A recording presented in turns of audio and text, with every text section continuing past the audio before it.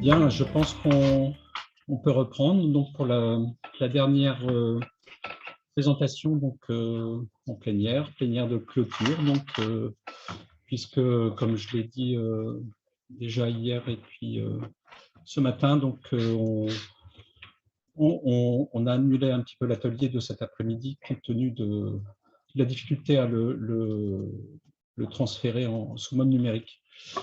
Donc, on accueille maintenant donc, Pierre-Benoît Joly, qui est directeur de recherche à l'INRAE et spécialiste d'études sociales des sciences, des techniques et des innovations dans le domaine des STS, sciences, techniques et sociétés.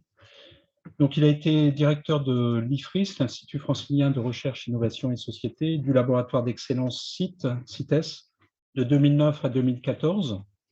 Puis directeur du laboratoire interdisciplinaire Sciences, Innovation et Société, le LISIS, qui est une unité mixte de recherche entre le CNRS, l'INRAE et l'Université Gustave Eiffel de 2015 à 2019.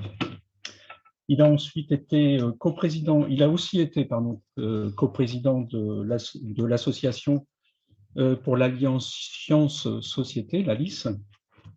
Et depuis le 1er janvier 2020, il est président du centre INRAE Occitanie-Toulouse. Il est membre de l'Académie des technologies et membre correspondant de l'Académie d'agriculture. Et donc, il va nous faire l'honneur de clôturer donc, ce colloque. Et je laisse la parole à Pierre-Benoît.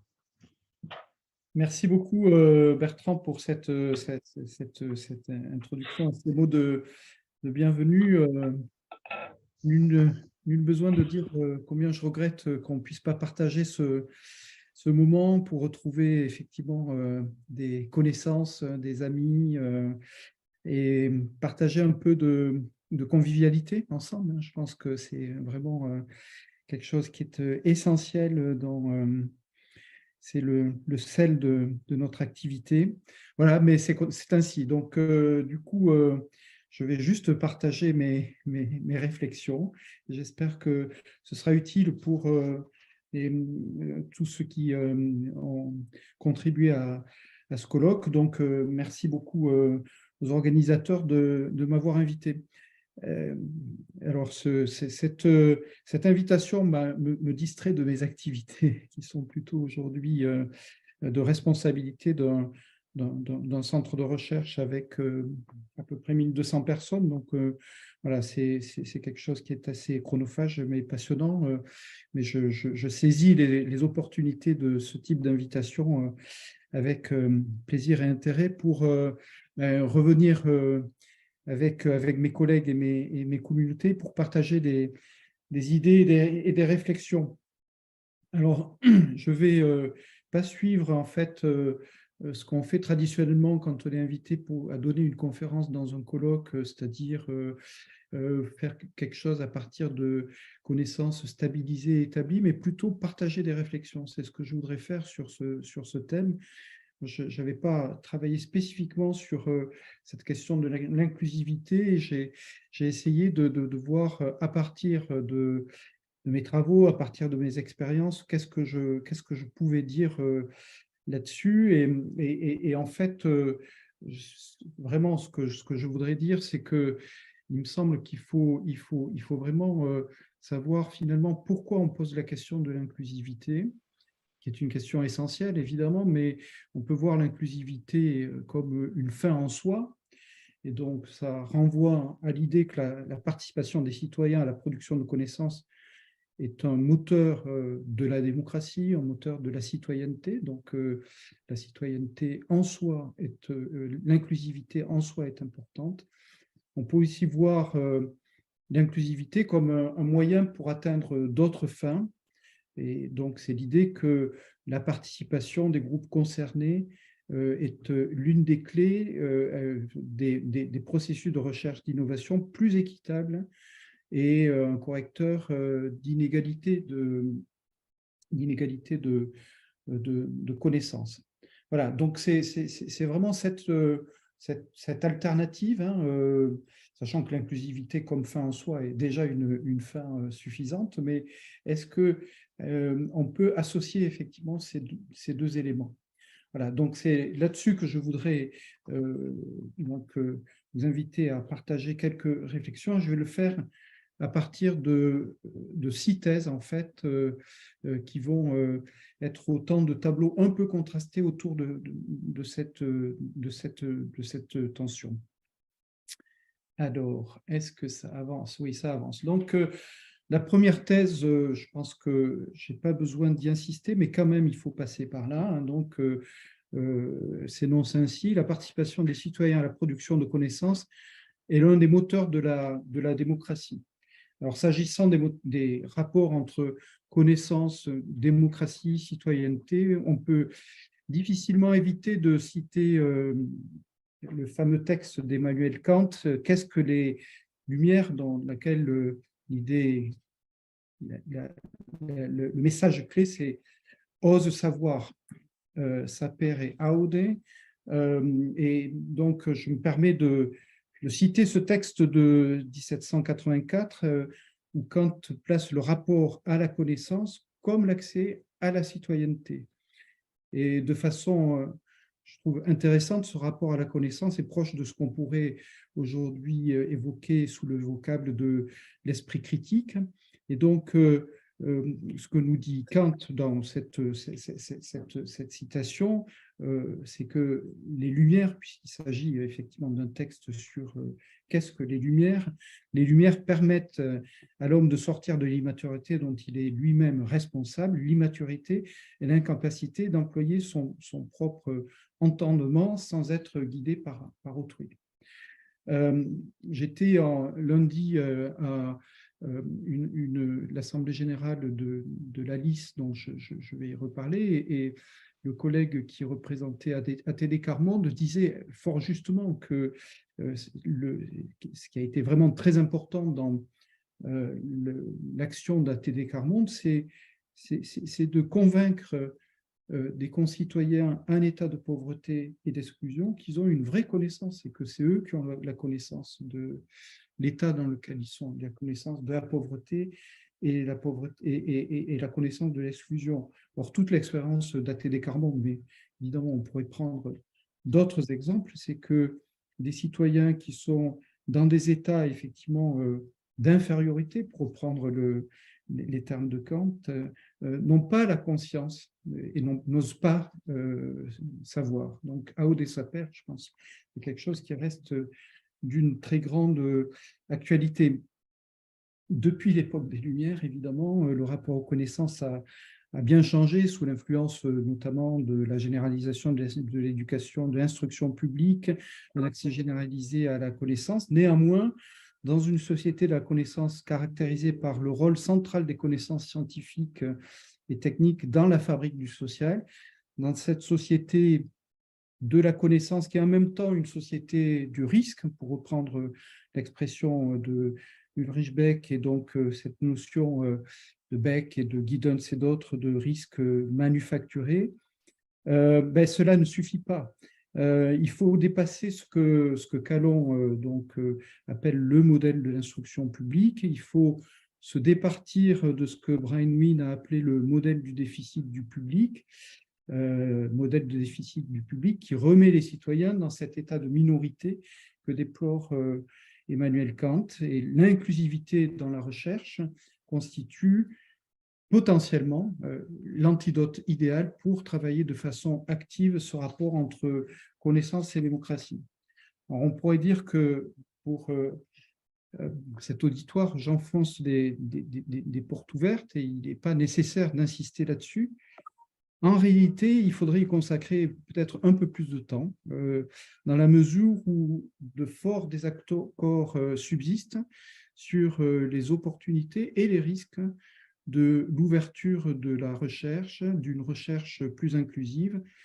Et malheureusement, je trouve que le débat s'est plutôt épaissi, obscurci, avec la référence assez confuse à l'idée de post-vérité et les discussions sur le rôle des réseaux sociaux les soi-disant connaissances qui nous viennent des sciences cognitives, et j'en passe.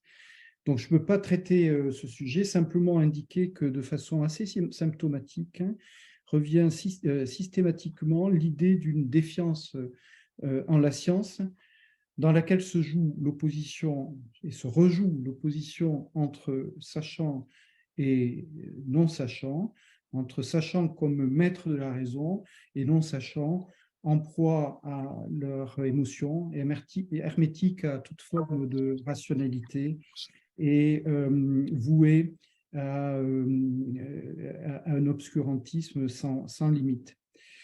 Or, comme le montrent de façon assez peu contestable toutes les études sur le sujet, cette idée d'une défiance en la science, elle est tout simplement fausse. Donc, je n'insiste pas là-dessus, on pourra y revenir. Deuxième thèse, les effets dépendent des modalités de la participation.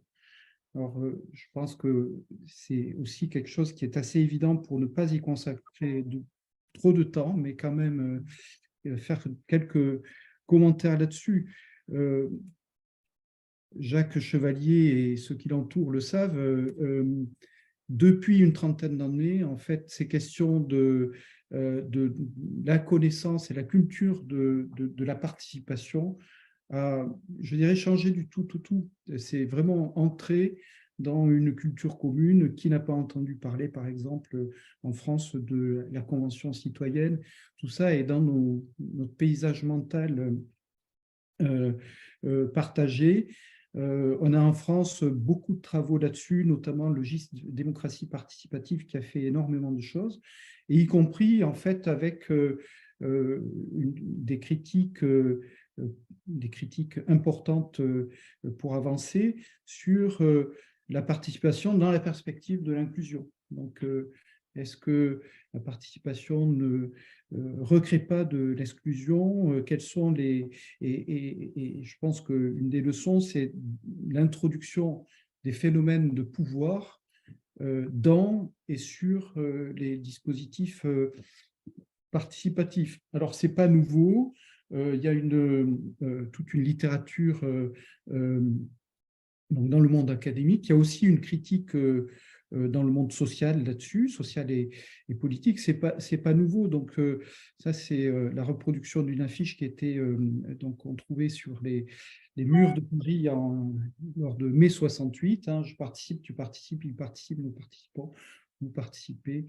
Il profite, donc cette question de l'instrumentalisation de la participation n'est pas nouvelle, et cette critique est vraiment importante. Alors par rapport à ça, sans être trop long en fait, donc il faut distinguer participation et participation. Alors je ne vais pas reprendre les choses en détail, il y a une littérature abondante sur ces questions avec la fameuse échelle de la participation de Sherry Arstein, qui va en réalité de la manipulation jusqu'à de faire véritables initiatives qui conduisent au contrôle des citoyens. Donc, un empowerment, ou on peut dire en français, je pense, une capacitation des citoyens et des groupes. Donc, tout ça est assez bien connu. On a différents dispositifs. Donc, on a toute une littérature qui est très importante. Alors, pas forcément centrée sur la question de la recherche, plutôt sur les modèles de participation. Einstein, en fait, venait plutôt du monde de l'aménagement urbain et pas spécifiquement du monde de la recherche et pas du tout de la recherche-action participative. Alors, très rapidement, je voudrais en fait... voilà. Donc, faire des commentaires à partir de deux articles qui proposent des modèles normatifs assez différents. Alors, vous voyez que c'est des articles qui ne sont pas spécialement récents, mais je trouve que c'est deux articles qui sont vraiment importants par rapport à cette question finalement, du caractère normatif souvent sous-jacent en fait des modèles de la participation.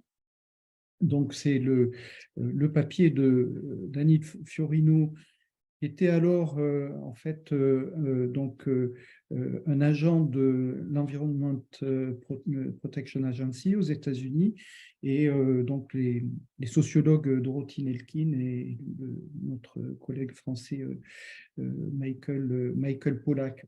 Dans ces papiers, en fait, il y a deux visions en fait complémentaires mais différentes des bénéfices attendus. Donc, pour Fiorino, les bénéfices de la participation sont des bénéfices de trois ordres.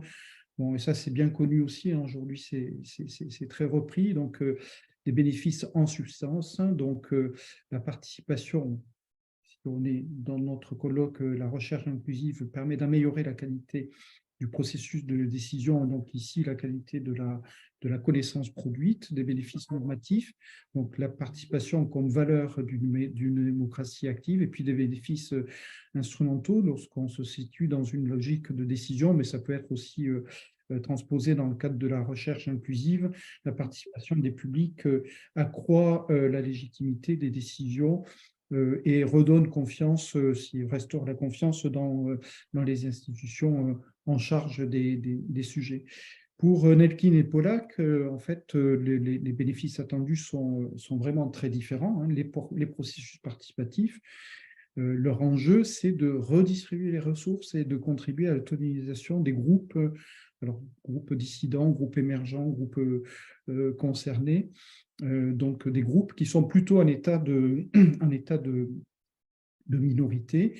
Et donc, la participation, pour eux, contribue à briser le monopole de l'expertise technologique. Donc, vous voyez qu'on a deux enjeux qui sont complètement différents, avec une convergence sur la conception de la connaissance. Les deux papiers sont assez proches de ce point de vue.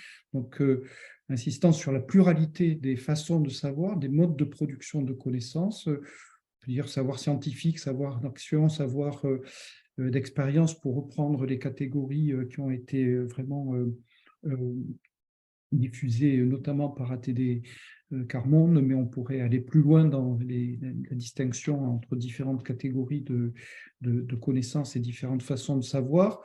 Le défi d'une séparation nette entre les experts et les profanes, et donc la reconnaissance des compétences des parties prenantes, de ce qu'on appelle de façon inappropriée les profanes, la productivité des controverses et des délibérations publiques en tant que moyen d'évaluation de la technologie, de facto, et d'exploration de solutions qui ne seraient pas explorées de la même façon si on restait dans le cadre d'institutions fermées sur ce type d'acteurs. Donc, on retrouve ces mêmes idées dans ces deux papiers. Par contre, des visions différentes sur ce qui fait société. Et donc, je le résume ici avec des différences sur les conceptions des publics. Donc, chez Fiorino, en fait, les publics, ce sont les lay people, donc lay citizens, donc les citoyens ordinaires, alors que chez Nelkin et Pollack, c'est l'action collective, en fait, hein. Ce sont des groupes, ce n'est pas des individus, ce sont des groupes actifs, des groupes émergents. L'objectif de la participation, ben, en fait, chez Fiorino, on est vraiment dans une optique portée par une institution. Et donc, l'enjeu, c'est d'éviter les conflits et d'accroître l'efficacité dans la mise en œuvre des actions. Bon, pour Nelkin et Pollack, c'est vraiment très différent. C'est le pluralisme, c'est la capacitation. Et comme on peut s'en douter, on a des conceptions différentes de ce que c'est que la démocratie. Je n'insiste pas là-dessus. On pourrait dire qu'il y a aussi derrière des formes de légitimité. Donc, ce qui est important, c'est les sous-jacents vraiment sur finalement la conception de la démocratie, la conception de l'ordre politique et social qui sous-tendent ces deux modèles. Et je pense qu'il y a une forme de généralité dans ces oppositions. Alors, troisième thèse, la participation change la nature de la production de connaissances. Vous en avez beaucoup discuté. Alors, on peut dire qu'il y a un certain nombre de façons d'approcher cela. Donc, quand on parle des questions que se posent des groupes qui sont des groupes concernés, on a souvent des questions qui sont différentes. On a également des cadrages de questions qui sont même différentes. On convoque généralement une pluralité de façons de connaître, ne fût-ce que parce que lorsqu'on s'intéresse à des problèmes à résoudre, en fait, on ne peut pas se situer dans un cadre disciplinaire, dans un silo disciplinaire. On a besoin effectivement de faire discuter différentes disciplines, mais également en fait interagir les savoirs qui sont ceux des experts des institutions scientifiques avec d'autres savoirs. Donc, on a des fertilisations croisées. On pourrait illustrer cela de mille et une manières. Moi, je vais prendre juste un exemple, l'exemple de la sélection participative dans les réseaux de semences paysannes. Alors, on pourra y revenir dans la discussion éventuellement, mais c'est quelque chose qui a été vraiment très, très important en France, qui émerge. Alors, la sélection participative, ce n'est pas nouveau, ça se pratique un peu partout dans le monde. C'est des modèles qui sont diffusés par la Banque mondiale pour travailler dans différents pays. Les collègues du CIRAD travaillent là-dessus depuis très longtemps. Donc, ce n'est pas nouveau. En fait, les réseaux de semences paysannes en France, ils émergent à la fin des années 1990, très soutenus en fait par les paysans qui sont donc regroupés dans le syndicat, la Confédération paysanne, et en réaction au rouleau compresseur des OGM. Donc, il y a vraiment l'idée de fabriquer une alternative par la mobilisation de la recherche à un mode de production agricole dont ils ne veulent pas. Alors, je vais pas reprendre cette histoire en détail, mais ce qui est vraiment intéressant, à mon avis, dans cette histoire, enfin, il y a différents éléments qui sont vraiment de grand intérêt par rapport à cette question de recherche inclusive, c'est que, en fait, quand on prend un peu de recul par rapport à ce qui s'est passé, ce que la recherche inclusive a permis de faire dans ce cas-là, et ça a été vraiment essentiel, c'est véritablement de changer la conception de la semence. La conception de la semence qu'on avait dans les institutions dominantes, dont INRAE, donc les institutions en charge des sujets, INRAE, mais également toutes les firmes semencières, c'était en fait d'adapter les milieux de culture à des semences à haut potentiel. Et donc, on se situait vraiment dans une logique qui n'était pas très questionnée d'artificialisation des milieux.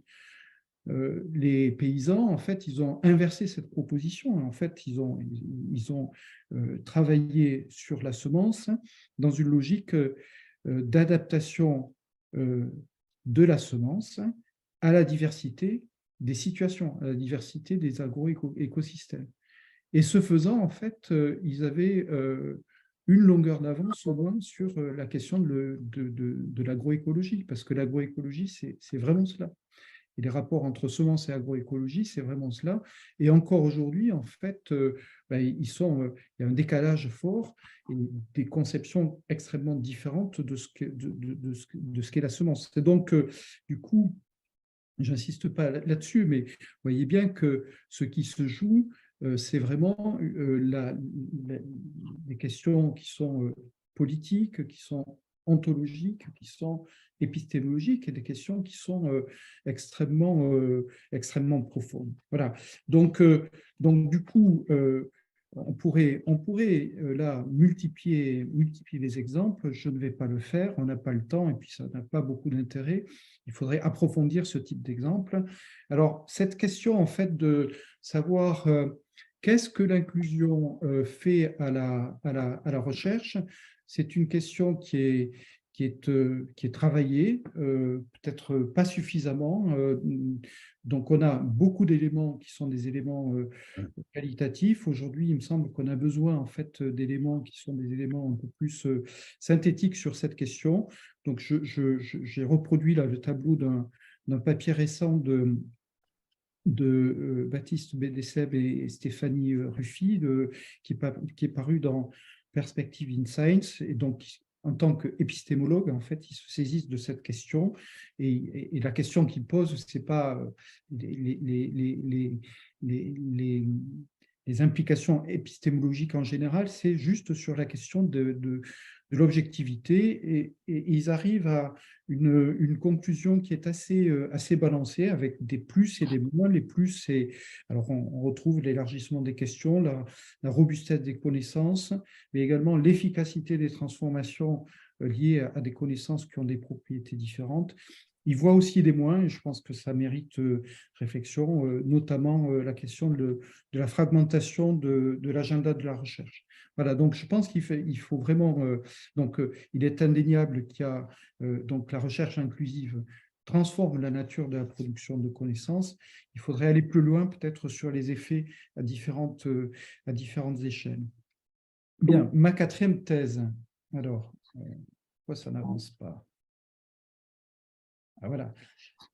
Alors, la quatrième thèse, bon, c'est non-sensi. La problématisation constitue le moment critique dans la logique de l'enquête. Vous voyez, avec cette sémantique, qu'on reprend des éléments de philosophie pragmatique. C'est pour ça que j'ai mis là une photo de John Dewey.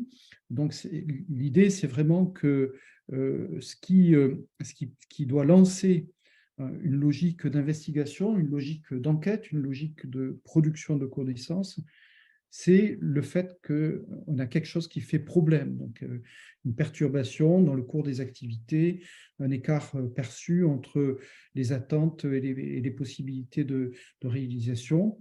Et donc, l'idée, on le sait avec le public et ses problèmes, hein, une des publications vraiment importantes de Dewey, c'est que les publics ou les groupes concernés se forment à partir de l'identification d'un problème.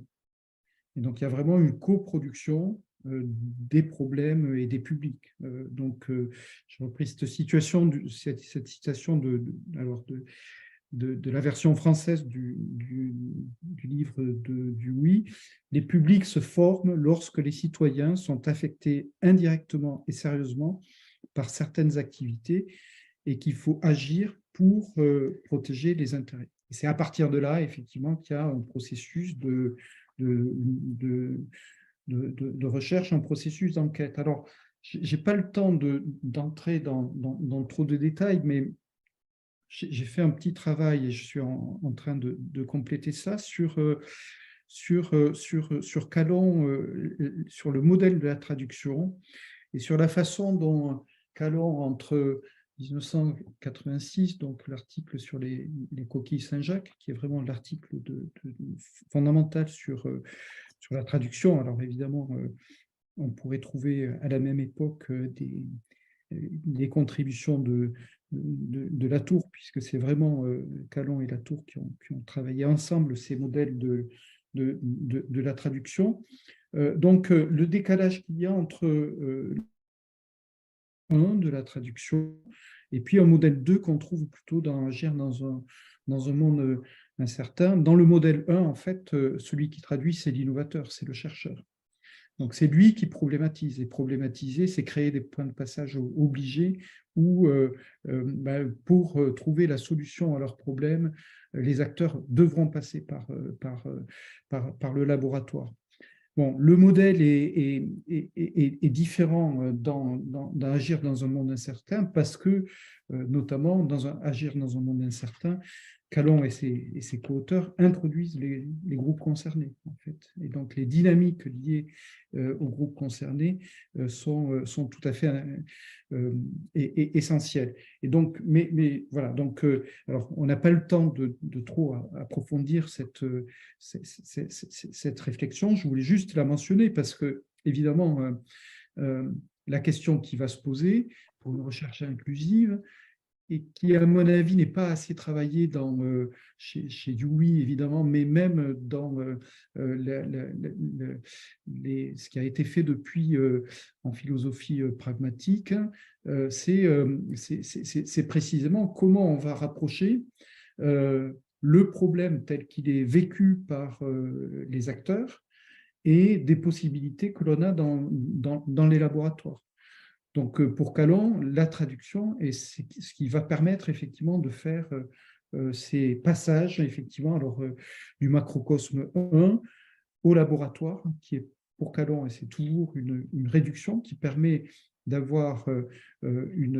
d'utiliser la puissance du laboratoire pour travailler sur des phénomènes. Et puis ensuite, alors il y a des traductions au sein du laboratoire, et ce qui reprend un peu l'idée de traduction telle qu'elle est déjà travaillée chez Latour avec les inscriptions dans Laboratory Life en 1979. Donc, c'est ce qu'on a dans ce schéma comme traduction 2. Et puis, la traduction 3, c'est revenir du laboratoire vers le macromonde. Et chez Latour, c'est la pasteurisation de la France, en fait. C'est l'idée, effectivement, qu'on a une laboratorisation de la société. Bon, donc, il y a beaucoup de réflexions à faire, mais évidemment, cette question de problématisation, elle est très importante, elle est liée, je pense que cette idée qui est vraiment travaillée à partir des pragmatistes et de Dewey, du lien entre les publics et les problèmes, elle est essentielle, mais évidemment, la question de savoir comment ces choses-là vont être traduites, les problèmes sociaux publics vont être traduits en problèmes en question de recherche, c'est toujours une question importante. Alors, c'est très travaillé aujourd'hui, notamment avec les dispositifs de type Living Lab. Quand on crée des Living Labs, en fait, on essaie de créer un espace où on va mettre ensemble, effectivement, les acteurs concernés et des chercheurs. On parle de Living Lab. Pardon ? Comment ? J'entends quelqu'un là. Bon, sachant que les Living Labs, effectivement, voilà, donc il y a le modèle théorique, il y a la réalité, mais comme pour toute bonne idée. Bon, alors, 5e thèse, j'en ai que 6, donc j'approche de la fin, ne vous en faites pas. L'accès à l'agenda politique et à la production de connaissances est inégal. Et ça, c'est quelque chose qui me semble important, qu'il faut vraiment discuter. Il y a différentes limites à l'inclusivité. Une première, c'est qu'il y a des problèmes qui n'émergent pas, et des problèmes des publics qui ont du mal à se former. Alors, on pourrait dire, si on veut aller chercher un peu... Enfin, je trouve la question des générations futures, c'est toujours une question, comment représenter, comment inclure des générations futures dans la recherche. Bon, la question de tout ce qu'on peut appeler les minorités, donc des sans-voix, des acteurs qui sont vraiment dans un état de domination et qui ont très, très peu de recherche. Et puis ensuite, même si un problème se constitue, il y a des difficultés d'accès à l'agenda public. Donc, on est dans un monde où, évidemment, l'inclusivité, si elle n'est pas accompagnée, elle peut finalement conduire, je dirais très rapidement, à reproduire des inégalités. Alors, par rapport à ça, en fait, je trouve qu'une référence qu'il faut avoir aujourd'hui, c'est la référence, il y a tout un courant aujourd'hui d'analyse autour de l'agnotologie. Donc, il y a un courant, et donc c'est plutôt les sociologues comme David Hess, Scott Frickel ou autres, sur finalement, qu'est-ce qui fait qu'il y a des domaines de recherche qui n'émergent pas. Alors, ce n'est pas des collègues qui s'intéressent à nos questions, mais je trouve que la façon dont ils prennent le problème, donc le fait qu'il y a de la non-connaissance qui est produite ou de la science non produite, et donc ça renvoie pour eux à un certain nombre de caractéristiques. Donc, les deux premières me semblent vraiment très importantes. La première, c'est effectivement que tout système de production de connaissances, en fait, est pris dans des logiques qui sont liées au rapport de pouvoir. Et puis le second, c'est qu'on a ce qu'ils appellent l'économie morale des chercheurs, en reprenant l'idée de Laurie Daston, qui façonnent les décisions des scientifiques quant au programme de recherche qu'ils poursuivront ou non. C'est-à-dire qu'on peut le dire autrement, il y a une certaine inertie des communautés scientifiques qui fait que voilà, les choses n'émergent pas forcément. Donc, j'insiste pas là-dessus, mais il me semble que le lien qu'on peut faire avec ces courants de recherche, quand on s'intéresse à la recherche inclusive, est un lien qui peut être très fructueux. Alors, j'en viens à ma sixième et dernière thèse. La réduction des inégalités d'accès requiert des transformations structurelles et institutionnelles. Alors là, enfin, voilà, je reprends pour partie en fait ce qu'on a travaillé depuis une petite dizaine d'années dans le cadre de l'association Alice, donc pour l'Alliance Sciences-Société, parce que je pense qu'il y a vraiment des éléments qui sont importants par rapport à la question, aux questions qu'on se pose. Et enfin, je dois dire que ce n'était pas du tout calculé dans mon exposé au départ. Quand j'ai conçu c'est vraiment au fil de la réflexion que j'ai estimé nécessaire de mobiliser en fait ces éléments. Donc, par rapport à ça, en quoi ce qu'on a fait dans le cadre d'Alice peut être important, en fait, l'idée, c'est qu'aujourd'hui, il y a un enjeu très fort autour des renforcements des capacités d'innovation des acteurs du tiers secteur de la recherche. Et donc, ça nécessite en fait un accès à la production de connaissances. Alors, le tiers secteur de la recherche, on le définit précisément comme les acteurs qui ne bénéficient pas aujourd'hui des politiques de recherche. Aujourd'hui, en fait, les deux piliers des politiques de recherche, c'est la recherche publique, que ce soit dans des organismes de recherche ou dans des établissements d'enseignement supérieur, d'une part, et puis ensuite la recherche industrielle. Le tiers secteur, c'est quoi? Ben, c'est le reste, en fait. C'est quoi? C'est les associations, c'est la plupart des établissements de l'économie sociale et solidaire, c'est aussi des petites collectivités locales et territoriales qui n'ont pas forcément les moyens, ce sont des syndicats, etc. Donc, je n'entre pas dans le détail, mais en fait, les dispositifs qui sont les dispositifs de soutien à la recherche, qui sont extrêmement importants pour la recherche industrielle, en fait, ne ruisselle pas du tout, pour le dire comme ça, sur le tiers secteur. Cela va avec la nécessité de développer des recherches citoyennes. Et par recherche citoyenne, en fait, on fait une équivalence entre dans le monde académique, c'est la recherche scientifique. Dans le monde industriel, c'est la recherche industrielle.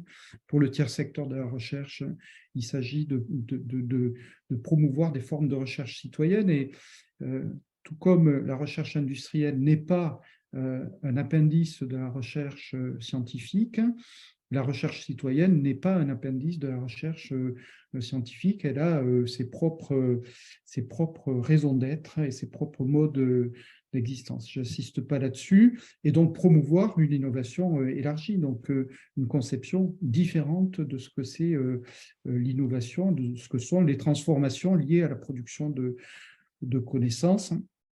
Et pour en fait atteindre ces deux objectifs, le message principal d'Alice aujourd'hui, c'est qu'il est nécessaire d'investir dans des communs infrastructurels de façon à ce que cet accès des acteurs à la production de connaissances soit beaucoup plus fluide, naturel, etc. Voilà. Donc, du coup, dans le cadre d'Alice, on a une réflexion sur ces communs infrastructurels. Alors, j'insiste pas là-dessus, on pourra y revenir si cela vous intéresse. Simplement, je vous dis, et là, je remets ma casquette de président de centre et d'acteur sur le site de d'enseignement supérieur de recherche à Toulouse, qui est en transformation importante. Et en fait, pour vous dire qu'on est en train, voilà, les choses ne sont pas gravées dans le marbre, mais on est en train aujourd'hui de travailler sur une initiative dans le cadre de l'Université de Toulouse. Et cette initiative s'appelle Toulouse Recherche Citoyenne, où on a donc 3 dispositifs complémentaires. Donc, il y a une cellule de recherche participative qui pourrait être la cellule de la recherche inclusive, mais on considère qu'il faut vraiment compléter cela par d'autres dispositifs. Donc, un dispositif d'accès à l'expertise et aux services, donc à la science, à la connaissance disponible. On n'a pas besoin systématiquement de produire de la nouvelle connaissance pour répondre à des problèmes. Donc, on pourrait dire que c'est quelque chose qu'on retrouve souvent dans les boutiques de sciences, comme celle de Lille.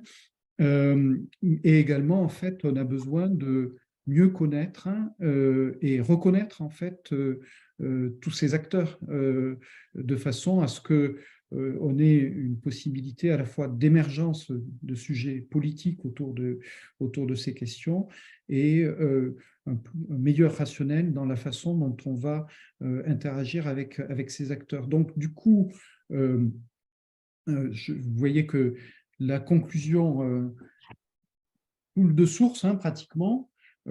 Si je reprends la question que je me posais au départ, est-ce que la recherche inclusive peut être considérée comme un moyen pour atteindre les autres buts?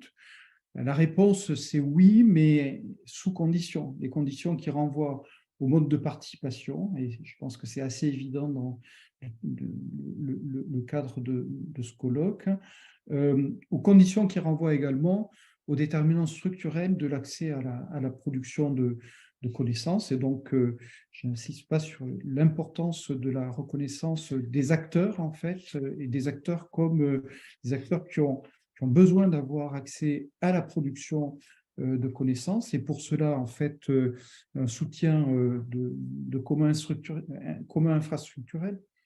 Les infrastructures, en fait, on les oublie tout le temps, parce qu'effectivement, quand ça fonctionne, quoi. Voilà, donc, quand on n'a pas d'infrastructure pour une activité, c'est compliqué. Voilà. Et puis, en complément, la nécessité d'une évolution de la culture et des pratiques des organisations de recherche et d'enseignement supérieur. Je n'insiste pas là-dessus, mais c'est vrai que, évidemment, il y a bien souvent un chemin qui reste très long à parcourir. Voilà.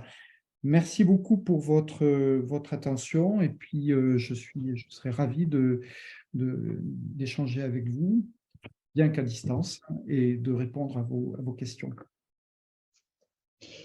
Merci Pierre-Benoît. Je pense que, enfin, avant de céder simplement les questions des autres, je pense que ça résonne assez bien finalement à ce colloque qui avait pour idée d'associer dans les tables rondes les différents acteurs, chercheurs, tiers secteurs et bailleurs et financeurs. Et donc, en ça, c'est effectivement, ça résonne très bien. Je voulais simplement faire un petit commentaire pour voir effectivement la faisabilité et effectivement les structures et l'infrastructure à déterminer est importante. Par exemple, si je me réfère à un programme qui avait été initié dans les années 2011-2015 dans la région, dans le Pas-de-Calais à l'époque, Hauts-de-France, qui était le programme Chercheurs Citoyens, qui était finalement un programme qui permettait justement de mettre le pied à l'étrier au tiers secteur. On s'est rendu compte aussi que effectivement ça crée des opportunités aussi pour les chercheurs pour travailler avec le tiers secteur.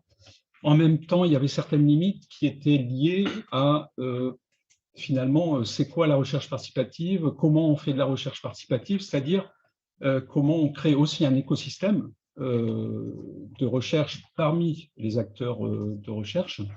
Et je pense que ce colloque, finalement, montre assez bien qu'est en train de se constituer en parallèle, ou en tout cas en volonté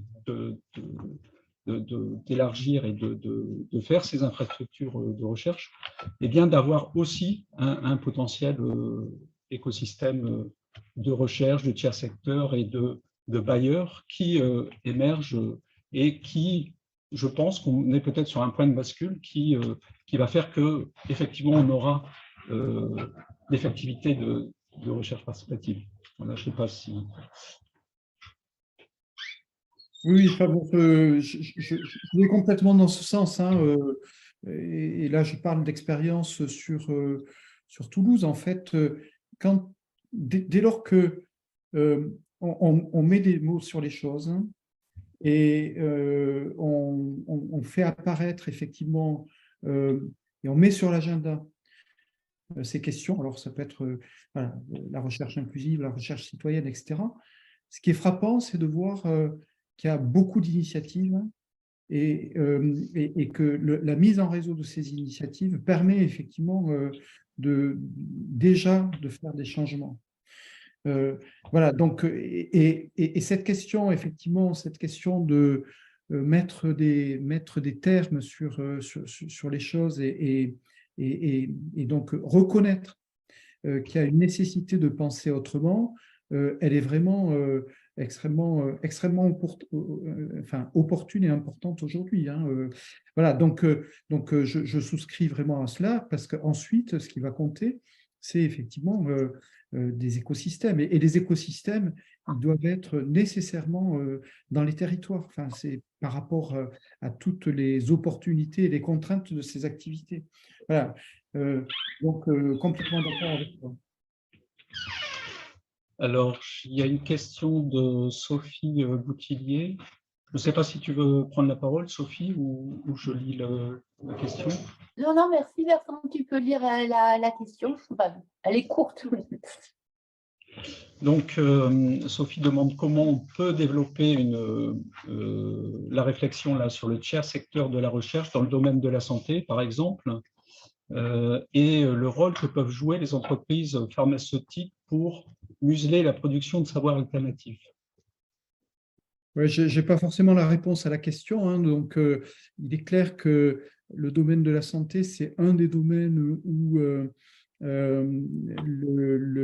les recherches, en fait, la participation des groupes concernés au processus de production de connaissances a été la plus active, hein. On a évidemment, on sait tout ce qui s'est passé autour de l'épidémie de sida et qui constitue toujours un modèle vraiment extrêmement intéressant par rapport à toutes ces questions.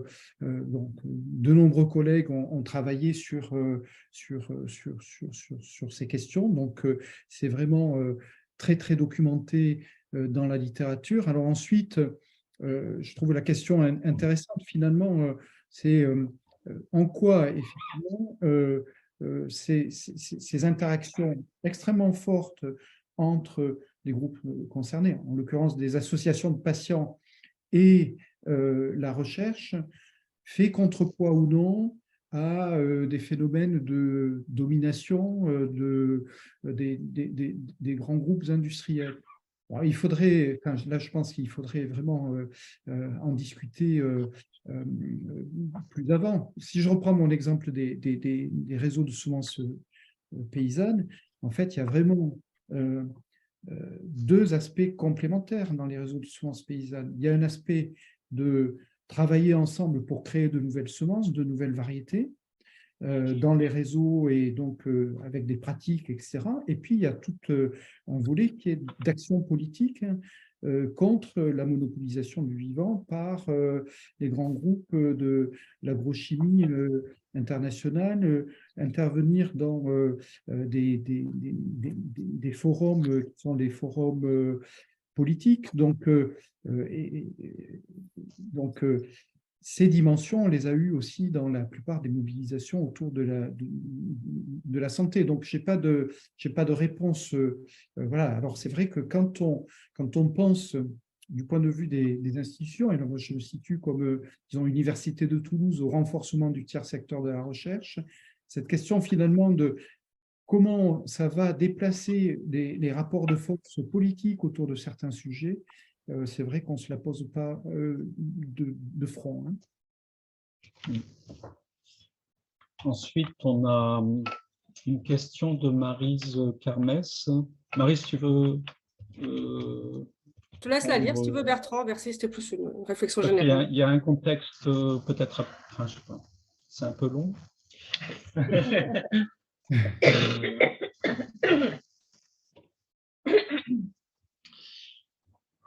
oui, oui. Vas-y, Marie.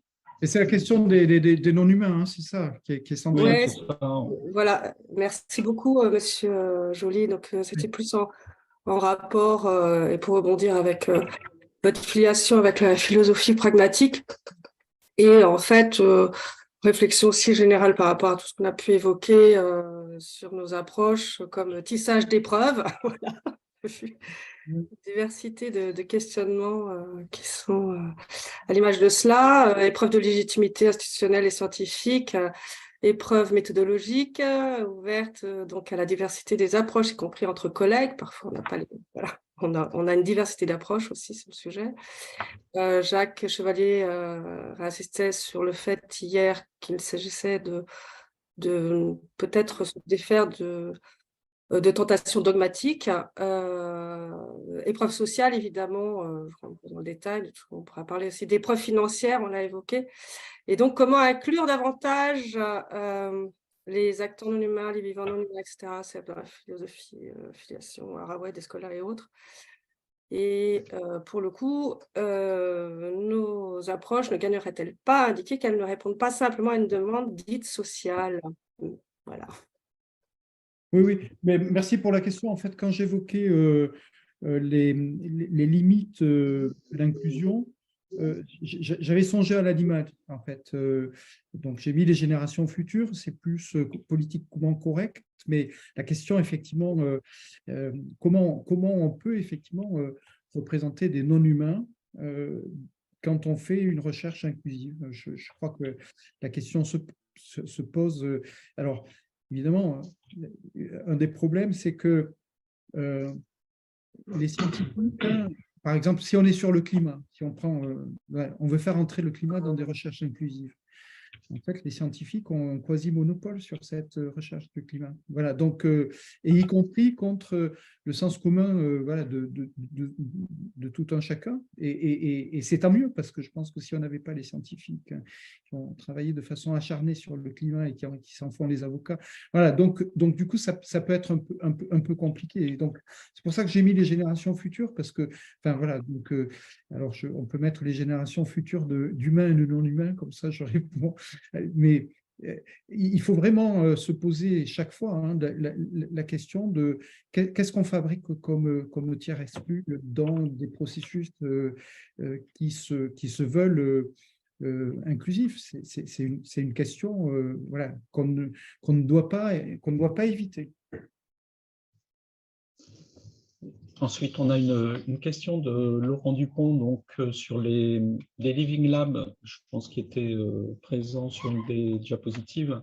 Et il demande si vous pouviez développer le lien avec les sciences citoyennes, en sachant que ce modèle Living Lab donc, est plutôt initialement pensé comme une intégration finalement des usagers dans le développement de produits industriels.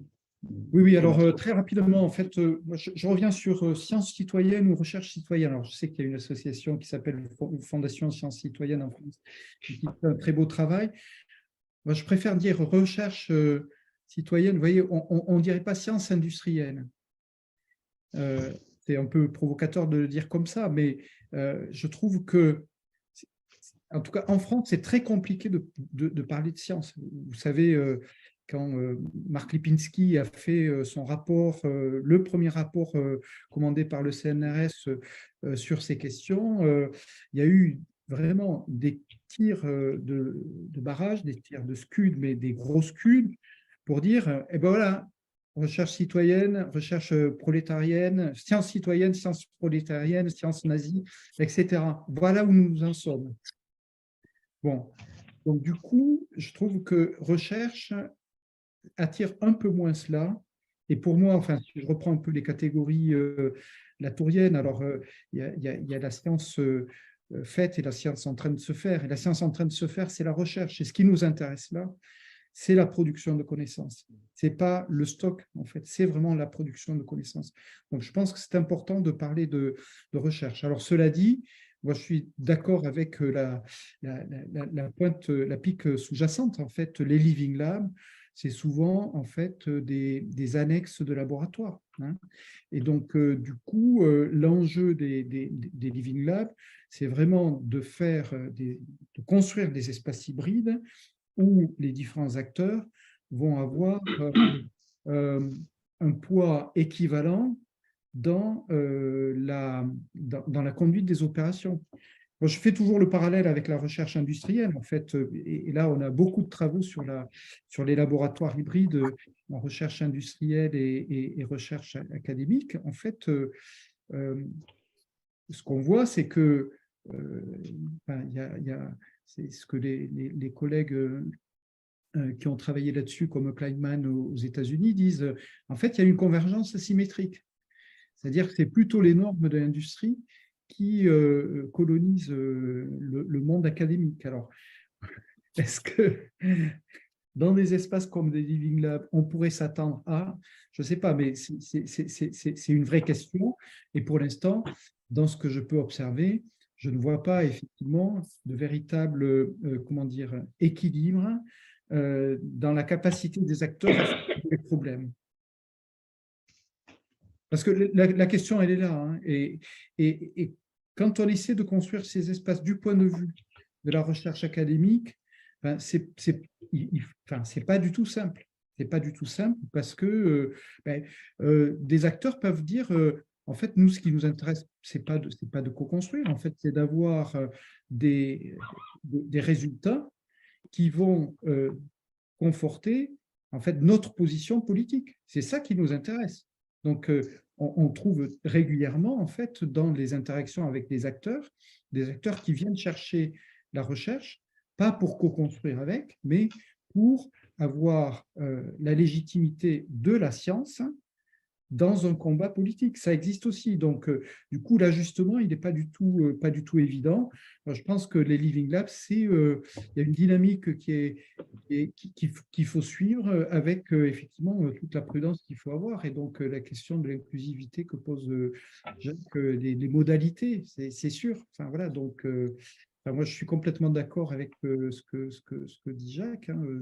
Il le dit beaucoup mieux que moi, donc c'est très bien. Voilà, mais on peut... Ouais. Oui, il y avait une question sur des limites. Existe-t-il des limites en termes d'action, en termes d'échelle d'action, donc aussi bien un territoire que rayon d'action non humain, etc. Mais également en termes de processus de traduction. Est-ce que les livings sont le support idéal pour les autres moments de la traduction, notamment l'intéressement, la mobilisation? Alors, sur la première question, en fait, très rapidement, hein, il faut vraiment en discuter de façon beaucoup plus approfondie.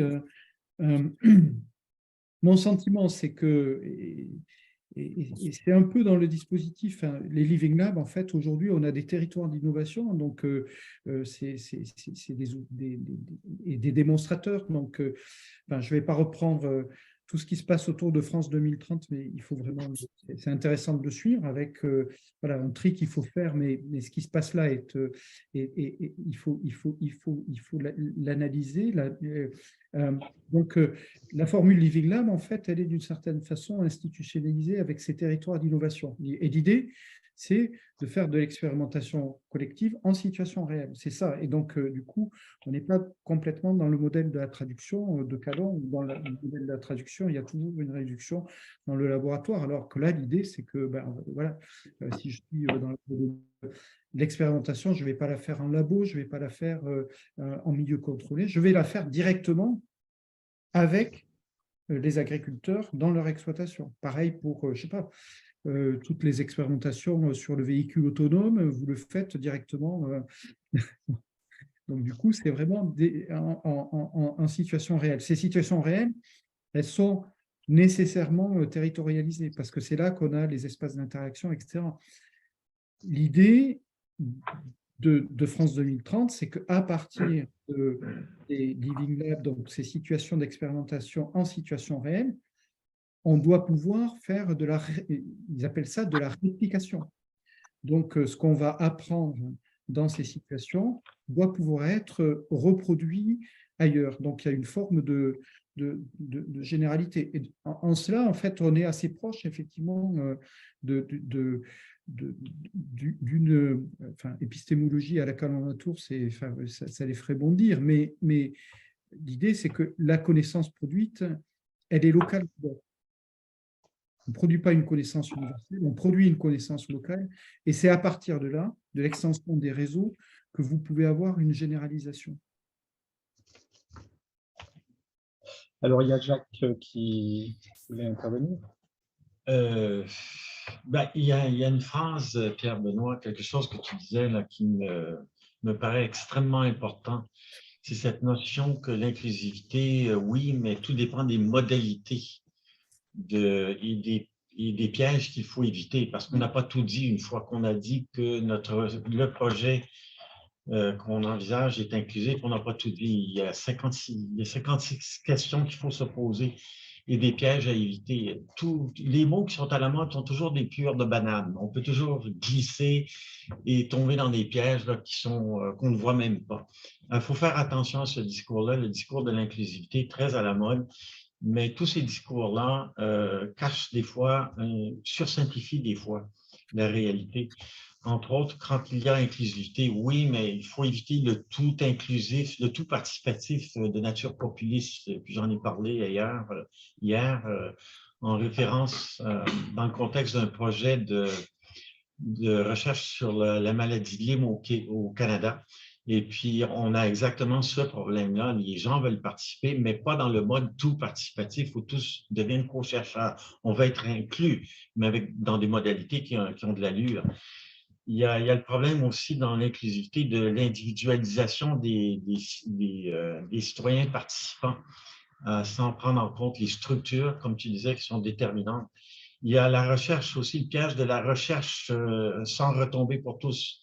C'est-à-dire, on veut que les citoyens soient inclus dans la recherche, mais on ne se demande pas si les chercheurs sont inclus dans la démarche d'action qui est celle des citoyens.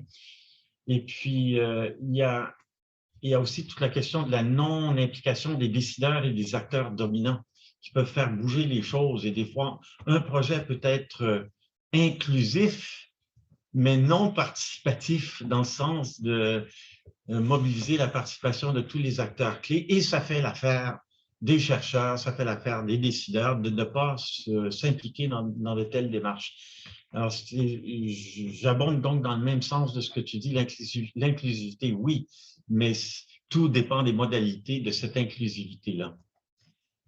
Merci Jacques. Je pense qu'on est complètement d'accord. Et ce que tu dis est vraiment très important. Voilà. Pour moi, cette question des modalités, elle est essentielle. Alors, moi, je rajoute la question des infrastructures. Donc, comment effectivement avoir une possibilité pour, sur le plan structurel, en fait, corriger un peu des inégalités d'accès dont on sait qu'elles sont assez fondamentales. Il y a une dernière chose, et puis je pense qu'on pourra s'arrêter là. Juste une question donc, de Maryse Carmes, enfin une question.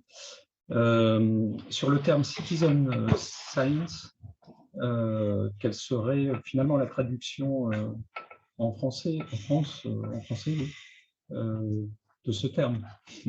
Moi, je suis très gêné. Alors, j'ai un papier sur cette question, c'est pas pour faire de la pub, mais où j'ai vraiment fait un gros effort de réflexion sémantique parce que Citizen Science, en fait, il y a vraiment à boire et à manger, quoi, hein. Donc, du coup, à boire et à manger, c'est pas. D'ailleurs, on va aller manger, mais c'est pas. je devrais le dire autrement, mais je trouve que c'est un peu, Jacques disait, en fait, il y a des buzzwords, donc c'est une peau de banane, quoi. Alors après, qu'il y ait des réseaux, des formes de reconnaissance, etc., c'est là qu'on est un peu gêné parce qu'effectivement, on peut être, quand on est au niveau, je ne vais pas dire là, dans les réseaux européens, non, vous dites plus citizen science, vous dites citizen research. Et citizen science, ça permet d'associer des choses qui sont complètement différentes pour essayer effectivement de faire comprendre dans des institutions qu'il faut effectivement un peu déplacer les choses. Donc ça a une fonction. Mais je trouve que, enfin voilà, j'aimerais bien que le français, et je pense que Jacques sera d'accord avec moi, colonise un peu plus le monde anglo-saxon, quoi. Hein. Tu veux? Oui, je veux bien. Oui, et on terminera. Hein. Pierre-Benoît, je voulais en profiter parce que tu parlais d'infrastructure comme une des conditions, des modalités. Qu'en est-il des laboratoires tous chercheurs, en particulier celui de Nancy, qui est un lieu privilégié pour faire rentrer les citoyens et en l'occurrence leur faire étudier le contenu stomacal des tiques pour avancer des connaissances sur la maladie de Lyme. Est-ce que ça fait partie des exemples que tu as en tête? Oui. En tout cas, cette expérience, elle est super intéressante. Je dois dire, on est quand même dans une phase, voilà, donc certains d'entre nous sont dans l'activité depuis assez longtemps pour avoir une dimension un peu temporelle longue liée à notre expérience. En fait, depuis 30 ans, les choses ont beaucoup changé. Et donc, les laboratoires tous chercheurs font partie effectivement aujourd'hui du paysage et on ne s'intéresse pas sur la légitimité, à quoi ça sert. Voilà, c'est vraiment quelque chose qui est important. La question qu'on doit se poser pour les communs infrastructurels, si tu veux, c'est qu'est-ce qu'on doit mutualiser à un niveau un peu méta, quoi. Et donc, c'est là qu'il y a la réflexion d'Alice, tu vois, de quoi on a besoin alors, par exemple, il y a toute la réflexion sur le fonds de dotation, tu vois, de voir simplifier, en fait, pour les acteurs du tiers secteur, l'accès à la recherche, parce que c'est très compliqué, ne fût-ce que pour savoir, dans ce qu'on va mettre à Toulouse, il y a l'idée de mettre en place un guichet unique, tu vois, pour des acteurs qui ont des besoins de recherche, mais qui... Quand on a un capital culturel, social, qu'on a fait des écoles, on sait où aller, il n'y a pas de problème. Quand on est confronté à un problème et qu'on n'a pas voilà, ce capital, mais comment on fait ? Donc, du coup, ça, c'est un type d'infrastructure, alors à un niveau, dans un écosystème local, mais ça me semble super important, tu vois, d'avoir ce type d'infrastructure. Donc, il y a toute une série, effectivement, de points, et c'est sur quoi on essaie de travailler, quoi. Bien.